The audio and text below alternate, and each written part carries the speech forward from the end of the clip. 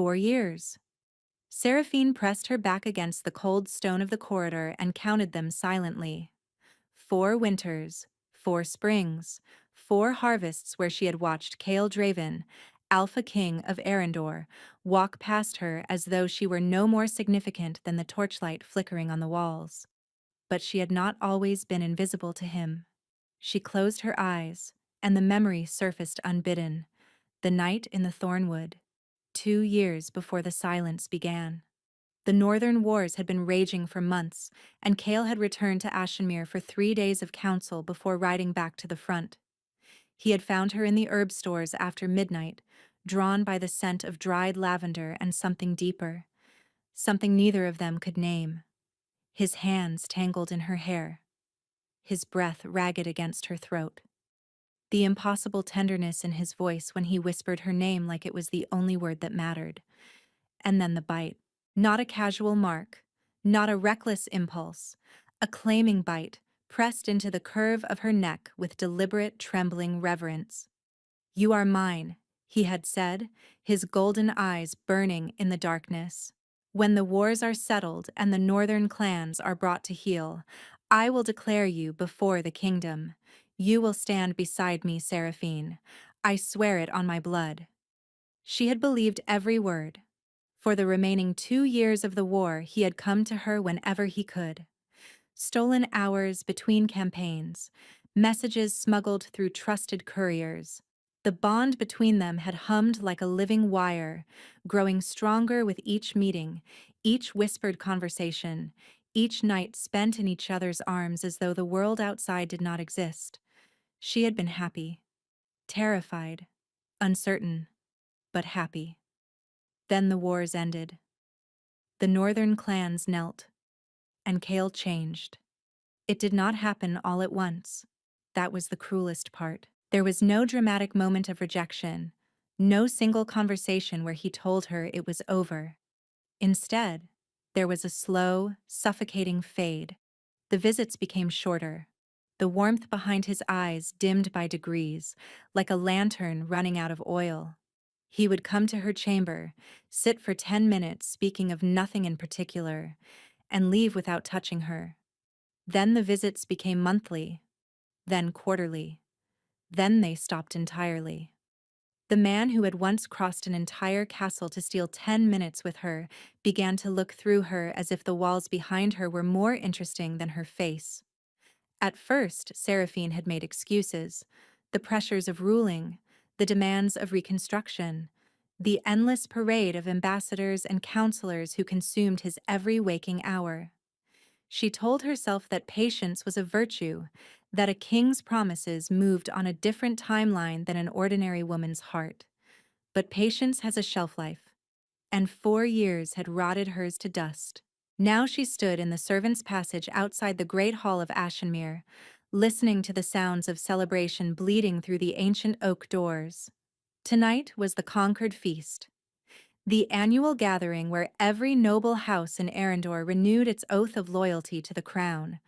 And tonight, according to the whispers racing through the castle like wildfire, Kael was expected to announce his formal consort. Not her.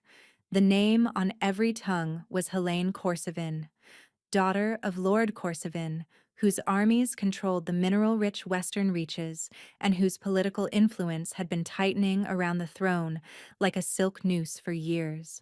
Helene was everything Seraphine was not: highborn, politically valuable, trained from childhood in the art of courtly manipulation. She had arrived at Ashenmere 3 months ago with 12 wagons of gifts and a smile that never reached her ice-blue eyes. Seraphine's hand drifted to the mark on her neck.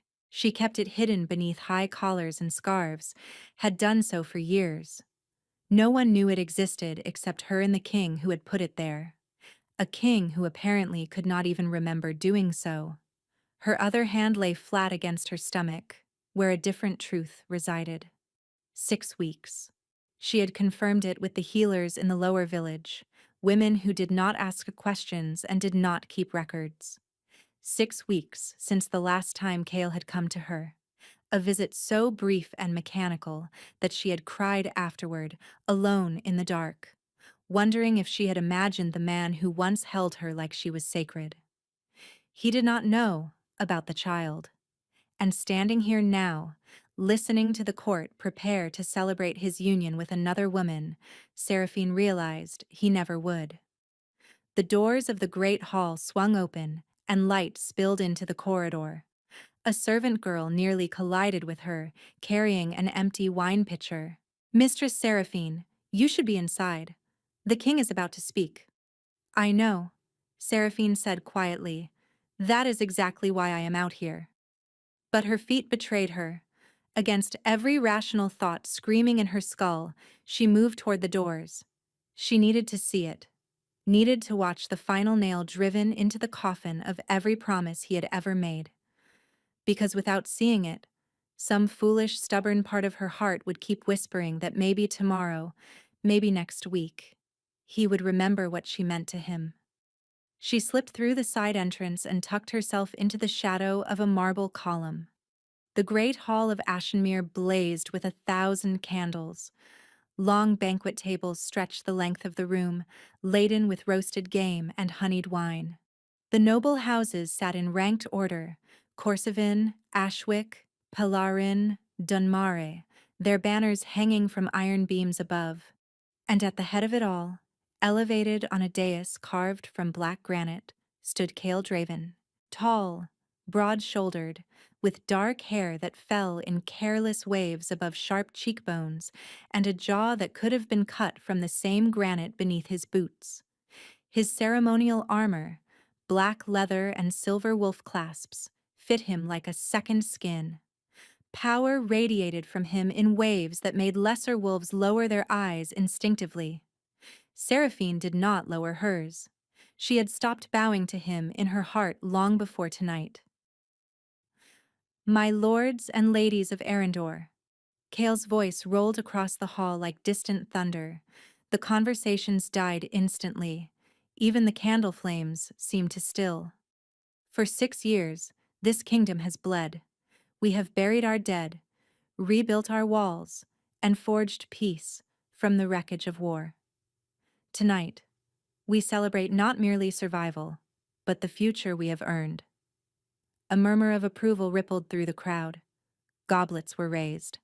Seraphine's nails dug into her palms. A future that requires strength, unity, and alliances that will ensure Arendor never again stands vulnerable to its enemies. Seraphine watched Helene Corsivan rise from her seat at the table nearest the dais. She moved with practiced grace, her silver gown catching the candlelight, her expression arranged in perfect, modest anticipation. Every step was choreographed, every detail calculated. Lord Corsivan sat beside his daughter's empty chair, his weathered face carved into barely concealed triumph. 3 months of maneuvering, 3 months of private meetings with the King's Council, 3 months of positioning his daughter in Cale's path at every opportunity. Seraphine had watched it all from the margins, the way you watch a storm approach from across a valley, knowing it will destroy everything, powerless to stop it. "I have consulted with my council," Cale said. His voice was steady, measured, carrying the weight of rehearsed certainty. "I have weighed the needs of this kingdom against every other consideration." His eyes swept the hall.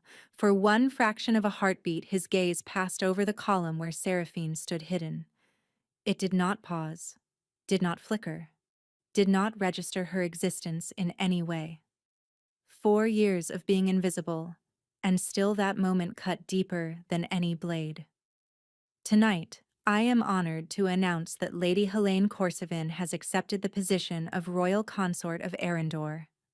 The hall erupted. Applause thundered from the noble tables. Warriors stamped their boots against the stone floor. Lord Corsivan rose to embrace his daughter as she ascended the dais steps, her silver gown trailing behind her. Cale extended his hand. Helene took it. And Seraphine watched the man who had bitten a forever promise into her skin press his lips to another woman's knuckles, as though the word mate had never left his mouth. She waited for him to hesitate, for his wolf to resist, to recognize the wrongness of what he was doing. For the bond between them, the bond she still felt like a living wire beneath her ribs, to yank him back from the edge of this betrayal. Nothing. His face was composed, calm, certain.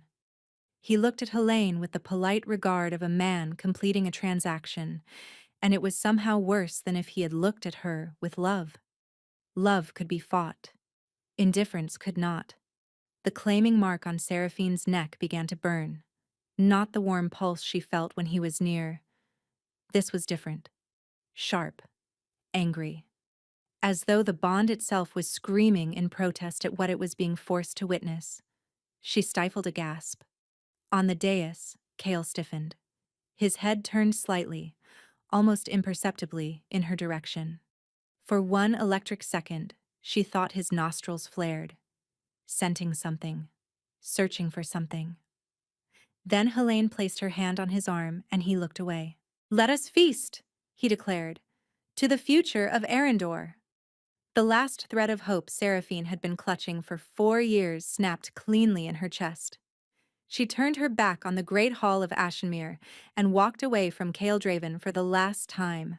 She did not see his hand rise to his own neck, pressing against a spot that mirrored exactly where his mark sat on hers. She did not see the flash of confusion that crossed his face before Helene's laughter pulled his attention back. And she did not hear the low, involuntary growl that rumbled in his chest, a sound that made 3 wolves nearest the dais take an uneasy step backward. Seraphine packed by moonlight. Her chamber in the lower castle was small, a healer's quarters, functional and sparse. All those years in Ashenmere, and everything she owned, fit into a single leather satchel. A few dresses, a pouch of dried herbs, her mother's silver ring, a bundle of letters she had written to Cale and never sent, tied with a leather cord. She held the letters over the candle flame, watched the edges curl and blacken. Then she pulled them back, unable to destroy them. Foolish. Even now, some part of her could not burn the evidence that she had once been loved. The servants' gate was unguarded. Every available hand was serving the feast or celebrating in the kitchens. She had spent years learning the invisible pathways of this castle, the routes that no one watched because no one important used them. Tonight, that invisibility would serve her one final time. The night air hit her like a slap. Winter had not released its grip on Arendor, and frost clung to the cobblestones. She paused at the outer wall, looking back at Ashenmere one last time. The castle blazed with light and noise, music and laughter spilling from every window. "I waited for you," Seraphine said to the castle walls. "For 4 years I waited, and you never came." She turned north. The mountain road to Cale Moran was treacherous in winter, but it led to the outer provinces, places where the Alpha King's name was a distant rumor rather than a daily reality. Places where a healer with no surname could disappear completely. Her hand found her stomach. The child was barely more than a thought, a cluster of cells that had not yet learned to kick or dream. But it was real, and it was hers. "I will give you everything he never gave me," she said to the darkness. "I will never make you wait for love that is not coming." The ancient pines of the Thornwood, the same forest where Cale had once claimed her beneath a canopy of stars, closed behind her like a door shutting on a finished chapter. But in the hours before dawn, Cale Draven woke from a dead sleep, with his hand clutching his throat and a name on his lips he had not spoken in months. Seraphine. His mark, the one that mirrored hers, hidden beneath his collar where no advisor had ever seen it, burned with sudden vicious heat. He sat up in darkness, chest heaving, his wolf clawing at his consciousness with a desperation that made no sense. Something was wrong. Something was missing. But by the time the feeling crystallized into action and a frantic order was given to summon the healer from the lower quarters, the answer came back hollow and final. She was gone, and no one could tell him where. 2.5 years later, The village of Brindhollow had almost forgotten it had a newcomer. Seraphine had arrived in the dead of winter, a young widow, she claimed, seeking refuge from grief. The village elders took pity on her swollen belly and haunted eyes, offering her the abandoned cottage at the edge of the pine woods in exchange for her healing skills. She accepted without hesitation. Now she was simply Rena the healer. She delivered babies. She set broken bones. She brewed teas for coughs and poultices for wounds. And every night she lay awake with her hands on her belly, then later on the small warm body beside her, feeling the pulse of a life she had made alone. She had given birth on the coldest night of the year, with no one beside her except Gretya, the village midwife, a stout woman with hands like shovels and a voice like warm bread. The labor was long. There was a terrible, suspended moment when the baby did not cry, and Seraphine's world narrowed to a single pinpoint of absolute terror. Then the cry came, thin and furious and perfect. A boy. Small but fierce, with a cap of dark hair and eyes that would eventually settle into a color Seraphine recognized with an ache so deep it lived in her marrow. She named him Corvin, after no one. A name with no history, no lineage, no connection to the world she had left behind. He grew the way mountain children do, quickly, stubbornly, and with a wildness that no amount of gentle parenting could fully contain. He had a laugh like bells struck with a hammer and a temper that could curdle milk. And he had his father's eyes, that impossible amber, flecked with gold when sunlight caught them. Seraphine saw Kale in her son every single day, and every single day she swallowed the ache and kept moving. But the mark on her neck had never faded. She examined it sometimes, late at night after Corvin had fallen asleep.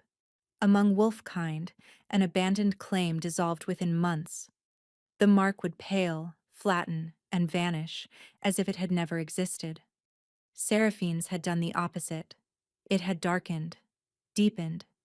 The edges had grown more defined, as though the bond was strengthening despite the distance. Some nights it pulsed with heat that woke her from sleep. Other nights it ached with a hollow pulling sensation, like something far away was reaching for her. And then there were the dreams. They had started months after she arrived and had not stopped since. Always the same shape, though the details shifted. She was standing in a dark room. A presence circled her, massive, restless, radiating heat. She could not see it, but she could feel it searching, tearing through the darkness with frantic, methodical intensity. And always, just before she woke, a voice, low and raw and wrecked. "Where are you?" Seraphine would wake with tears on her cheeks and the mark burning. She would lie in the darkness, listening to Corvin's soft breathing. "Nowhere you will find me," she would say back. But the dreams never stopped, and the mark never faded. The traders came to Brindhollow every 3 months, when the mountain road was passable. Seraphine usually avoided them. Traders carried stories, and stories carried names, and names carried the risk of recognition. But Corvin had developed a cough that rattled in his small chest, and she needed colt's foot root that did not grow at this altitude. So she wrapped him in his warmest blanket, settled him on her hip, and walked to the village square. She was counting coins at the trader's wagon when the conversation at the neighboring stall caught her attention. "Say he has gone completely feral," a young scribe was telling two village men. "The Alpha King of Arendor lost his mind entirely." Seraphine's hand froze over her coin pouch. "The consort," he announced, "the Corsivan woman. He never completed the union. Refused to touch her. She has been living in the East Wing like a ghost while he tears the kingdom apart searching for someone. A woman, though no one knows who. 60,000 gold pieces for her location. 60,000. That was not a reward. That was a ransom. The annual tax revenue of a mid-sized province, offered for a single woman's whereabouts. And the kingdom? His beta holds things together barely. Harvests are failing, wolves growing restless, feral attacks on livestock, border skirmishes. They say the land itself sickens because the alpha's bond is severed.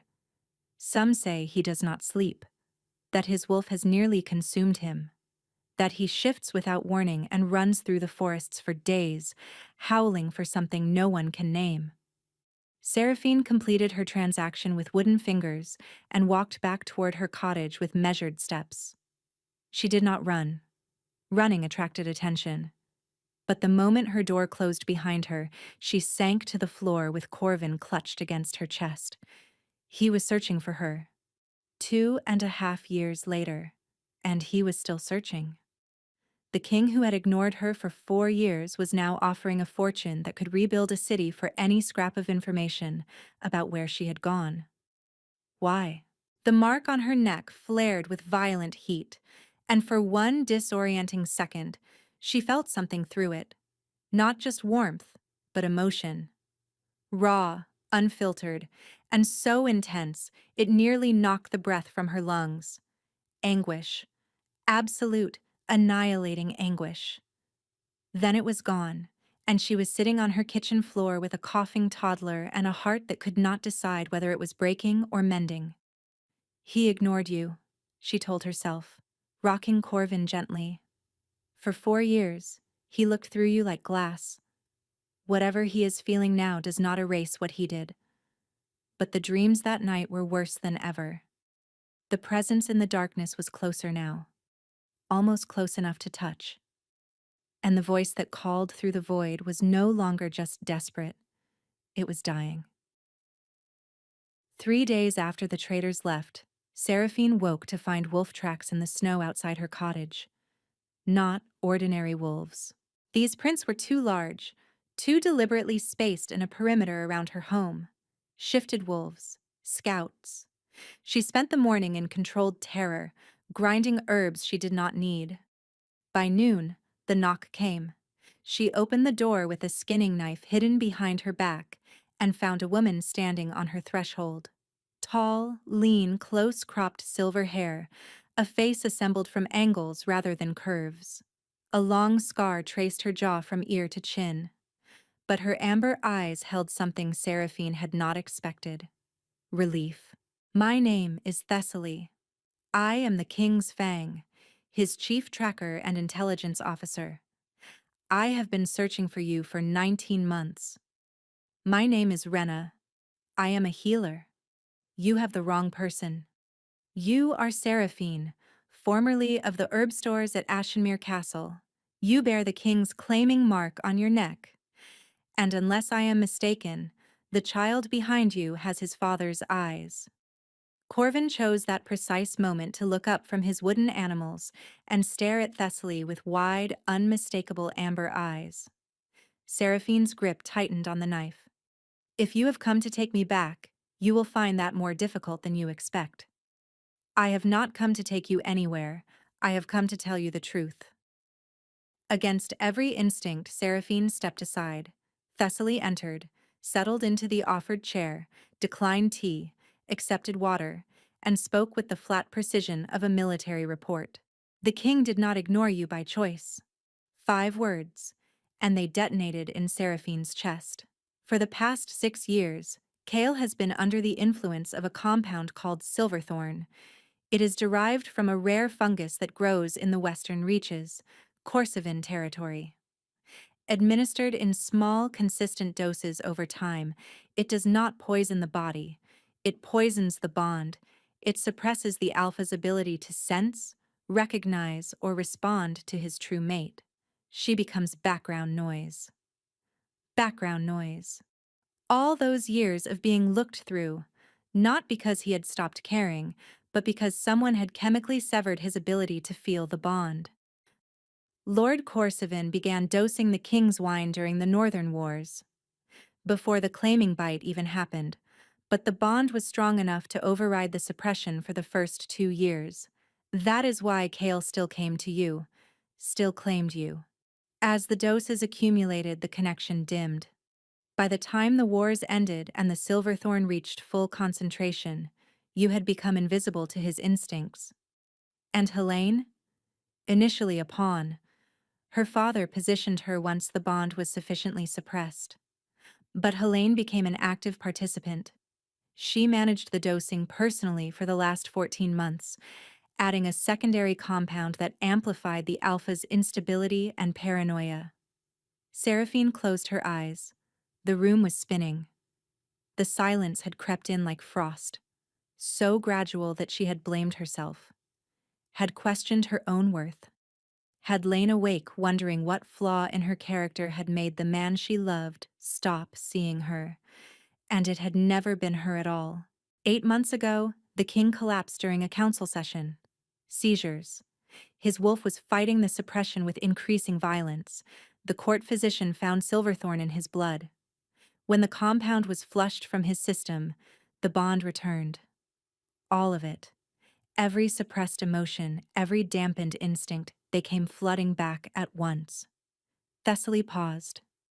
He destroyed his chambers, shifted and ran into the thornwood for 3 days. The first word he spoke when he returned was your name. Tears streamed down Seraphine's face, but her voice was controlled. He ignored me for 4 years. Drugged or not, I lived through those years. I carried his child alone. I gave birth alone. I built a life from nothing. I know, Thessaly said quietly. Knowing it was not his fault does not make it hurt less. I know that too. The Corsovans, Seraphine said slowly. They know you are looking for me. Thessaly's expression hardened. Lord Corsovan died of his illness 3 months past. Without his political cunning to restrain her, Helene has become unpredictable. She was arrested when the Silverthorn was discovered, but she escaped custody 6 weeks ago with help from loyalists within her father's old guard. Since then, she has dispatched human mercenaries, hunters who specialize in tracking and eliminating targets the packs cannot officially pursue. We intercepted communication suggesting they know you fled north. How close are they? Before Thessaly could answer, the wolf tracks outside made sudden, terrible sense. Those had not been Thessaly's scouts. They had been Helene's. A child's scream pierced the afternoon. Not Corvin, but a village child. Somewhere near the square. Then another. Then the deep, resonant blast of Brindhallow's warning horn, a sound Seraphine had never heard used in 2.5 years of living here. Thessaly was on her feet instantly, a blade appearing in each hand. They are here. Seraphine grabbed Corvin and held him tight against her chest. Thessaly kicked open the front door and stepped into the gray afternoon light. Brindhallow was already in chaos. Villagers ran between cottages, dragging children indoors. Near the square, 3 buildings were burning. The smithy, the elders' hall, the grain store. Strategic targets designed to create maximum panic. And moving through the smoke were figures in dark leather, faces obscured, blades drawn, working methodically toward the northern edge of the village, toward Seraphine's cottage. 8, Thessaly counted. Too many for me alone. Run for the tree line. My wolves are stationed in the cave system half a mile up the ridge. Tell them Thessaly sent you. The first attacker reached them before she could finish. Thessaly intercepted with a spinning parry that sent sparks arcing through the smoke, then cut him down with her counterstrike. The second came from the left. She caught his wrist, twisted it until he dropped his blade, and silenced him with a boot to the temple. Go, now! Seraphine ran. Corvin wailed against her neck. The tree line was 100 yards of open ground. An arrow hissed past her ear and embedded itself in a fence post with a meaty thunk. She did not look back. She made the pines and plunged into the forest, branches whipping her face. Behind her, pursuit crashed through the undergrowth. 2 hunters, maybe 3, gaining ground because she was carrying a child and they were not. The first hunter caught her at the base of the ridge. His hand closed around her cloak and yanked backward. Seraphine twisted, slashing with the skinning knife. The blade caught his forearm, but he did not release her. Corvin screamed, not the wail of a frightened child, but something deeper, something that resonated with a frequency that made the trees around them groan. And Seraphine felt something inside herself crack open. Not break, not shatter. Crack open, the way a seed cracks when the pressure of what is growing inside it finally exceeds the strength of its shell. The healing gift she had carried since childhood, quiet, gentle, a candle flame, had always been a small thing.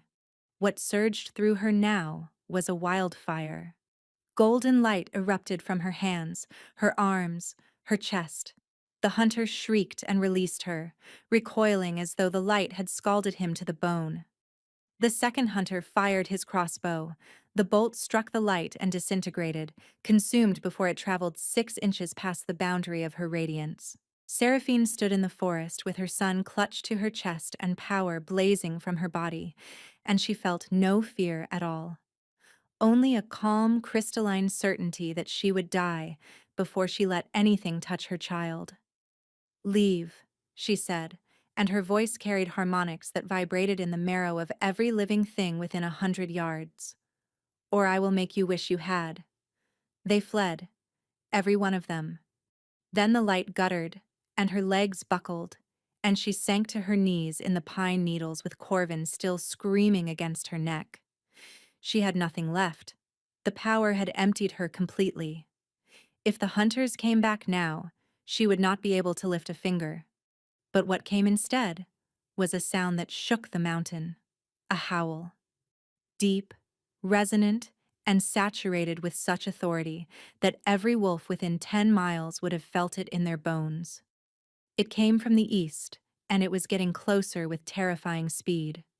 Her mark burned, and through the exhaustion, she felt something she had not felt in 6 years. Not anguish, not searching. Recognition. He had found her. The wolf that burst from the tree line was enormous. Black fur that swallowed the fading light. Shoulders as high as her chest. Eyes. Those eyes she saw every day in her son's face, blazing with golden fire. He crossed the clearing in 3 bounds and skidded to a halt before her. For a suspended moment, he simply stared. His nostrils flared, drinking in her scent. His eyes moved from her face to the child in her arms. The shift was violent, wrenching, agonized, his wolf fighting to stay in protective form while his human mind reached for hands that could touch her face. Then Cale Draven was kneeling in the snow before her, shaking and utterly undone. He was not the man she remembered. The powerful frame had been stripped to sinew and desperation. Dark circles bruised the skin beneath his eyes. His cheekbones stood out like blades beneath sallow skin. But his eyes burned with an intensity that bordered on derangement, every emotion he had been denied for years blazing through them at once. Seraphine, he breathed. Just her name, but the way it left his mouth, fractured, reverent, as though speaking it aloud might prove she was a hallucination, reached past every defense she had built in 2.5 years of exile and pulled them down like curtains. Corvin whimpered against her neck. Cale's gaze dropped to the child, the dark hair, the small face. And when Corvin turned his head and those amber eyes blinked up at the stranger kneeling before them, Cale made a sound that bypassed language entirely. A keen, low and primal, dragged from somewhere so deep it had no words. His hand reached toward his son, trembling, then stopped, hovering inches away as though he did not believe he had the right. "His name is Corvin," Seraphine heard herself say. "He is 22 months old." She watched him do the math, watched the understanding land like a blow, watched his face crumble as he realized his son had been alive for nearly 2 years and he had not known. Had not been there for the birth, the first breath, the first cry, the first word. "Don't." The word came out armored in years of scar tissue. She struggled to her feet, clutching Corvin, putting distance between them. "Don't you dare kneel before me and say you are sorry." "Thessaly told you," he said, rising slowly. "She told me you were drugged. That the Korsavans poisoned our bond. And I believe her. Her voice cracked. But knowing you were a victim does not undo what I lived through, Kyle. I know. Do you? She stepped toward him, and years of swallowed fury finally found its voice. Do you know what it is like to stand 3 feet from the man who claimed you and watch him look through you like you are made of glass? To bring him tea and have him take the cup without touching your fingers? To pass him in a corridor and see absolutely nothing in his eyes? Not cruelty, not contempt, just nothing, as though you had never existed? Cale flinched with each sentence as though she were striking him. Do you know what it is like to carry a child alone? To labor for 16 hours with no one holding your hand except a village midwife who does not know your real name? To watch your son take his first steps and have no one to tell? To see his father's eyes in his face every morning and feel your heart splinter fresh every single time? 4 years I waited for you. She was shouting now, tears streaming, Corvin crying against her chest. I made excuses. I told myself you would come back, that the man who bit this mark into my neck would remember I existed. And you never did. You never came.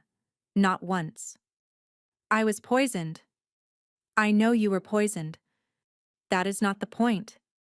Her voice broke completely. The point is that I lived it, Cale. Every second. The doubt. The shame.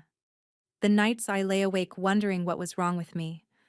Whether I was too plain, too common, too insignificant to hold the attention of a king. I tore myself apart trying to understand why you stopped loving me, and the answer does not put me back together. It just means I was destroyed for no reason at all. Silence fell between them. Cale stood before her with tears carving tracks through the dirt on his face, making no move to defend himself. You are right, he said quietly. Every word. The Silverthorn stole my bond, but not yours. You felt everything while I floated in a chemical fog, too numb to realize I was losing the most important person in my existence. He took a step toward her. She did not retreat. I cannot give you back those years. I cannot undo the birth I missed, or the first steps, or the first word. But the moment that poison left my body, the first thing I felt was you. Not the kingdom, not the throne. You. Your heartbeat in my chest.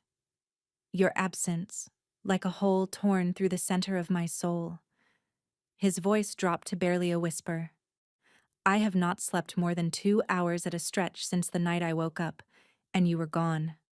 My wolf has been tearing me apart from the inside, punishing me for failing to protect you. I have burned through every resource, every alliance to find you. Not because I want you back. He paused. Because without you, I am not anything at all. Corvin stopped crying. In the sudden quiet, he turned in Seraphine's arms and looked at Cale with solemn curiosity. Then, with the devastating simplicity of a child who does not understand poison or heartbreak, he reached out his small hand toward his father. Cale pressed his forehead against his son's tiny palm and wept, silently, completely, with the absolute surrender of a man who had finally been given permission to fall apart. Seraphine watched the Alpha King of Arendor come undone at the touch of a child's hand and felt the last wall around her heart crack from foundation to rooftop. She did not forgive him. Not yet. Forgiveness was a journey, not a moment, and they had miles to walk. But she laid her hand on the back of his head, her fingers threading through his dark hair, and let him weep. It was not absolution, but it was a beginning. Thessaly found them 20 minutes later, blood-streaked and limping, with 4 wolves flanking her in shifted form. Village secured, 6 hunters dead, 2 escaped south. Villagers, 3 wounded, none fatal. But her expression held no relief. She withdrew a folded parchment from inside her armor. From Ashenmere. Cale read the message. Seraphine watched exhaustion drain from his face, replaced by something cold and lethal. He handed her the parchment. My king. Helene Korsavin returned to Ashenmere 3 days past with 200 Western soldiers. She presented forged regency documents and demanded entry. Commander Varric refused. She struck him down on the gatehouse steps and took the castle by force. The household guard has been disarmed and confined. Helene has declared herself regent queen, claiming you have gone feral. She holds the castle, the treasury, and 23 hostages, including the High Elder and the children of 4 noble houses. If you do not renounce your claim by the new moon, 3 days hence, the hostages will be put to death publicly as traitors. Whatever Helene is planning, she does not intend to negotiate. She intends to rule. Brennick, steward of Ashenmere. She took the castle, Seraphine said numbly. She took everything. The treasury funds her army. The hostages prevent me from attacking. The forged documents give her just enough legal cover to rally undecided houses. The children, Seraphine said. She is using children as shields. My king, Thessaly interjected. We have perhaps 200 loyal wolves within a day's march. Helene has 200 soldiers entrenched. A direct assault risks the hostages. And doing nothing guarantees their deaths in 3 days, Kale finished. Seraphine looked at her son, sleeping against her shoulder. She looked at the man beside her. She looked at the message in her hands. We ride to Ashenmere, she said. Seraphine, you cannot. She is doing this because of me, because I exist, and she cannot rule while I do. If I hide while those children die, I am no better than she is. She met his eyes. Helene will never stop. She will send more hunters, burn more villages. The only way through this is forward. I am not running anymore. Kale studied her face for a long moment. She watched the war behind his eyes. The alpha who needed to protect his mate fighting the king who recognized she was right. Together, he said. The word carried the weight of a blood oath. You do not leave my side. Together, Seraphine agreed. They rode before the hour was out. Ashenmere looked wrong from the ridge above the capital. The Draven banners were gone, replaced by the silver serpent of House Korsavin. Armed soldiers patrolled the walls. The great gates were barred with iron and guarded by crossbowmen. Ah, siege would take weeks, Thessaly assessed. We do not have weeks. Then we do not siege, Seraphine said quietly. I know that castle better than Helene ever will. I spent years walking its corridors, its passages, every hidden tunnel and forgotten entrance, including one that opens directly into the Great Hall. You are not going in alone, Kale said. Helene expects you. She has built her defense around the assumption that you will come through the front gate with an army. She is not expecting me. Seraphine held his gaze. Let me reach the hostages through the servants' tunnel. When your wolves breach the gates, I shield the innocents. Trust me, she said. The way we should have trusted each other from the beginning. His hand covered hers. Through the bond, she felt his terror. Not for himself, but for her. If anything happens to you, then you will feel it through the bond, and you will come for me. He stepped back. And he let her go. The servants' tunnel was exactly where she remembered, hidden behind a collapsed woodshed 200 yards from the eastern wall, its entrance concealed by decades of overgrown bramble. She crawled through the darkness on hands and knees, the stone pressing close above her, the air thick with dust, and the ghosts of a life she had left behind. Her elbows scraped against the tunnel floor. Cobwebs caught in her hair. But her hands knew the way. Left at the cistern junction, right at the collapsed archway, straight through the passage behind the old wine cellar. She emerged behind the eastern colonnade, just as the first light of dawn crept through the stained glass windows of the great hall. And what she saw made her blood run cold. 23 hostages knelt in a line before the dais, bound at the wrists with iron chains. Guards stood behind them, not the disciplined soldiers she had expected, but nervous men with shifting eyes, their loyalty bought with Corsican gold and held together by fear. At the center of the line, an elderly woman with steel-gray hair and a bruised face knelt with quiet dignity. Marin, the castle's head housekeeper, who had given Seraphine her position in the herb stores 6 years ago, who had turned a blind eye when a young healer disappeared for hours at a time, who had once pressed chamomile tea into Seraphine's hands on a night when the silence from the king had been particularly crushing, and said, "Patience, child. Kings are slow, but they are not always stupid." And on Kale's throne, the seat carved from ancient oak that had held every alpha king of Arendor for 9 generations, sat Helene Corsican. Silver blonde hair coiled in an elaborate crown of braids, midnight blue gown trimmed with the silver serpent of her house, ice blue eyes sweeping the hall with the proprietary satisfaction of a woman who had finally taken what she believed she deserved. "The hour approaches," Helene announced to the hall. "The false king has until noon to surrender. If he does not—" She gestured lazily toward the hostages. "Arendor will learn the cost of misplaced loyalty." Seraphine flattened herself against the colonnade and closed her eyes. Her heart hammered against her ribs.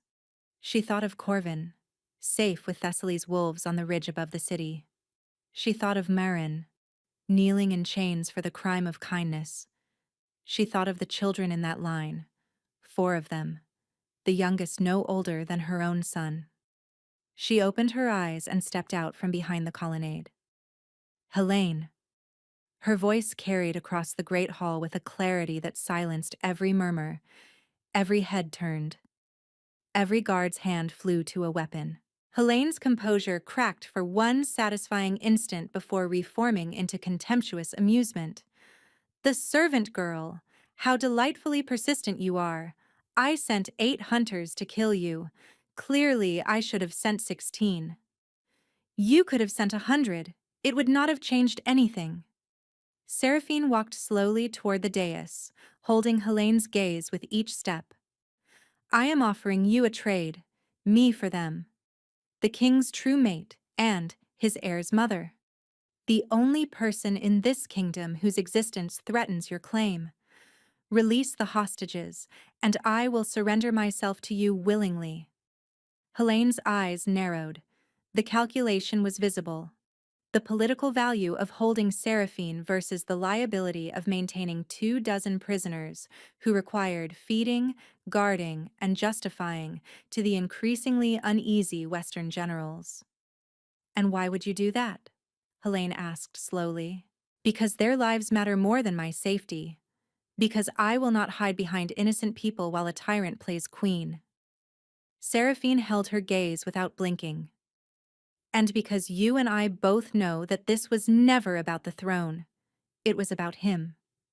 It was always about him." Something ugly flickered behind Helene's ice blue eyes. Recognition. Jealousy. And beneath it, a hatred so deep it had curdled into something almost religious. "Take her," Helene ordered. "Release the others. She is the only hostage I need." Marin caught Seraphine's eye as the old woman was unchained, her aged face twisting with anguish. "Foolish girl," she whispered fiercely. "Brave, beautiful, foolish girl." "Get them out," Seraphine said quietly. "Through the western corridor. Kale's wolves will be at the gates within minutes." Marin's eyes widened with understanding. She began herding the released hostages toward the exit, her voice carrying the sharp authority of a woman who had managed a castle for 30 years and was not about to stop now. The doors closed behind the last prisoner, and Seraphine was alone with Helene and 12 guards.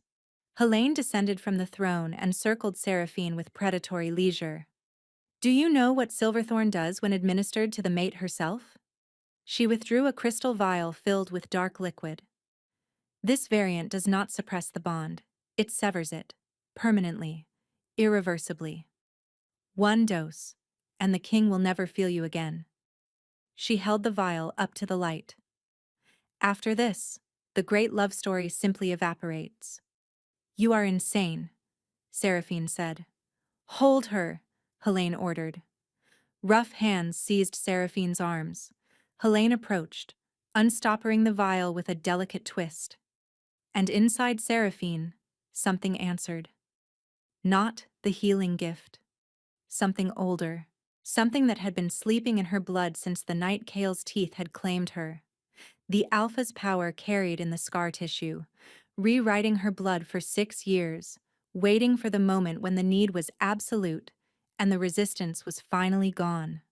The wolf. She had never shifted, had never even felt the possibility of it.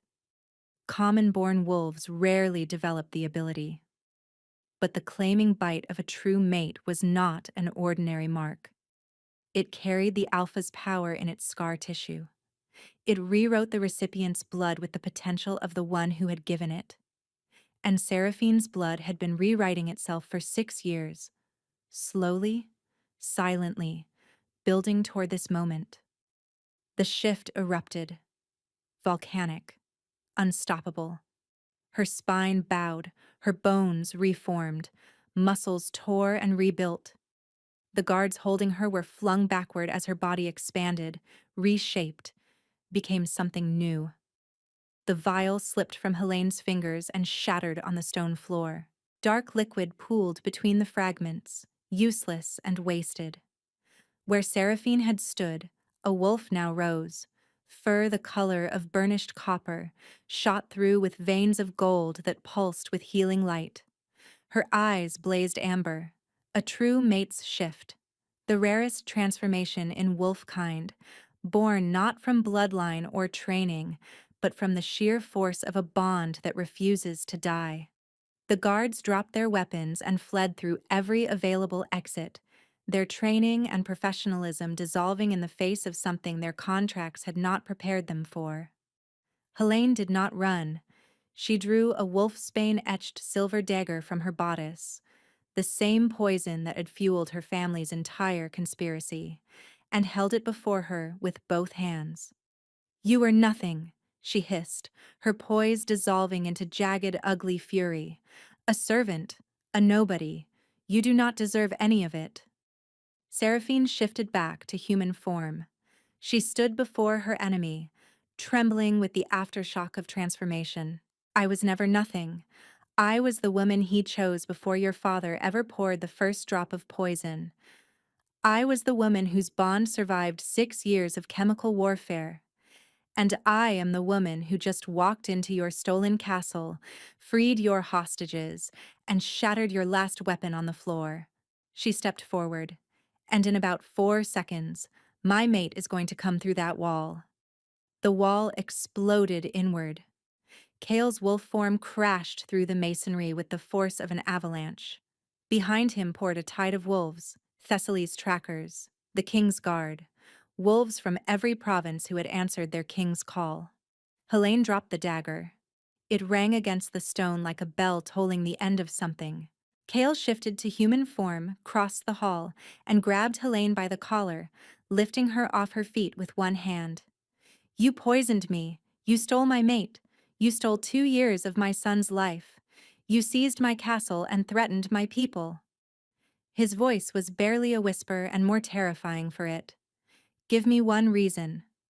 Because she would not want you to, Seraphine said from behind him. His wild golden eyes found hers. Not like this. Not in anger. She faces trial. She faces judgment. That is how a king handles this. That is how we handle this. For a terrible moment his grip held. Then, slowly, his fingers opened. Helene stumbled back, catching herself against the dais. Chain her, Kale ordered hoarsely. Every crime, every dose, every life she has endangered.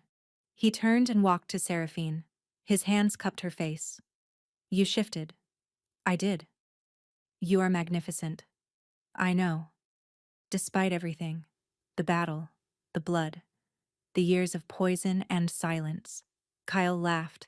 And Seraphine, standing in the ruins of a stolen throne room with wolf fur still prickling beneath her skin, laughed with him. The trial lasted 3 days. Helene was brought before the assembled packs of Arendor in the same great hall, where she had sat upon a stolen throne. The evidence was overwhelming. Vials of silverthorn recovered from her chambers, testimony from the court physician who had identified the compound, letters in Lord Corsivin's hand detailing the dosing schedule, and the sworn accounts of servants who had witnessed Helene personally administering the poison to the king's wine. Helene denied nothing. She stood before the tribunal with her chin raised and her ice-blue eyes burning with unrepentant fury, and declared that everything she had done was justified because Seraphine was unworthy of the throne. The Pax disagreed. The sentence was exile to the Ashward Barrens, the desolate volcanic waste beyond the southern mountains where nothing grew and no pack claimed territory. Her wolf was not stripped, as some had demanded, but the isolation would amount to the same thing. A wolf without a pack was a wolf without purpose, and a Corsivan without power was nothing at all. The Western generals who had supported the coup surrendered without resistance once Helene was convicted. Their soldiers, many of whom had been conscripted under threat, were pardoned on condition of renewed loyalty oaths. The Corsivan holdings were dissolved, their territories redistributed among the lesser houses who had remained loyal during the crisis. Arendor exhaled. Slowly, cautiously, the kingdom began to breathe again. Seraphine found the transition from fugitive to queen considerably less smooth than the storybooks suggested. There were days when the sheer weight of what was expected of her, the meetings, the protocols, the endless parade of courtiers seeking audiences, left her gasping for air. She had spent 6 years as a healer, more than 2 of them under a false name in a mountain village. She was not trained for thrones, but she was trained for people, for listening to pain and finding the remedy that fit, for sitting at a bedside through the long hours when a fever would not relent and hope was running thin, for looking someone in the eyes and saying, "I see you, I hear you, you matter." And it turned out that was exactly what a wounded kingdom needed. She kept her healing practice, not in the lower castle, but in the royal wing, where anyone could seek treatment. The courtiers were scandalized, the commoners were stunned, the children of the castle adored her. Corvin adapted with the terrifying ease of a child who does not understand social hierarchy.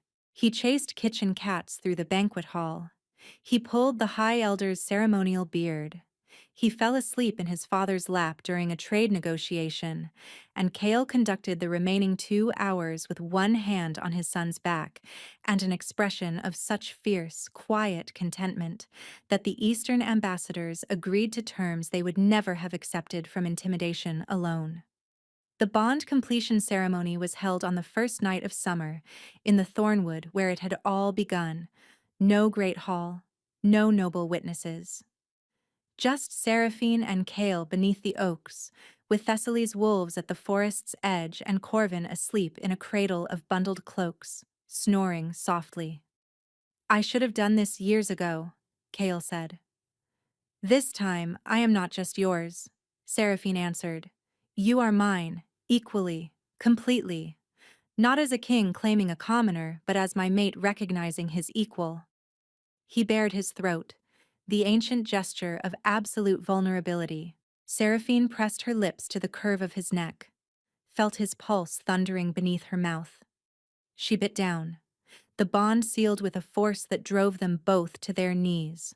Not pain, completion. 2 halves of a single soul becoming whole. She was inside his mind and he was inside hers, and for one transcendent moment, the boundaries between them dissolved. She felt his years of drugged numbness, not absence of feeling, but feeling trapped behind glass, screaming without sound. The horror of waking and realizing what he had lost, running through the thornwood at night, howling her name into indifferent darkness, and he felt hers. The slow erosion of hope. The birth of their son, alone, terrified, gripping the midwife's hand. The first time Corvin opened his amber eyes and she saw Kale looking back at her from a face that would never know its father. The mornings she woke and had to choose again to keep living in a world that had quietly, systematically emptied her of everything she had to give. They held each other in the moonlit forest and let the bond show them everything, every wound, every scar. And then it showed them what remained: a kingdom healing, a son growing, a love that had been tested by the worst that human cruelty could devise and had emerged forged into something unbreakable. When Seraphine pulled back, she was crying, but for the first time in 6 years, the tears were not grief. They were relief. "My queen," Kale whispered, pressing his forehead to hers. "My king," she answered. "My mate. My home." In the cradle between them, Corvin stirred, murmured something unintelligible, and reached out one small hand. Kale caught it gently, with the same trembling reverence as the first time, in a snowy forest, when a child's touch had broken him open and rebuilt him in the same breath. Above them, the wolves lifted their voices in a howl that rolled across the thornwood and echoed from the walls of Ashenmere.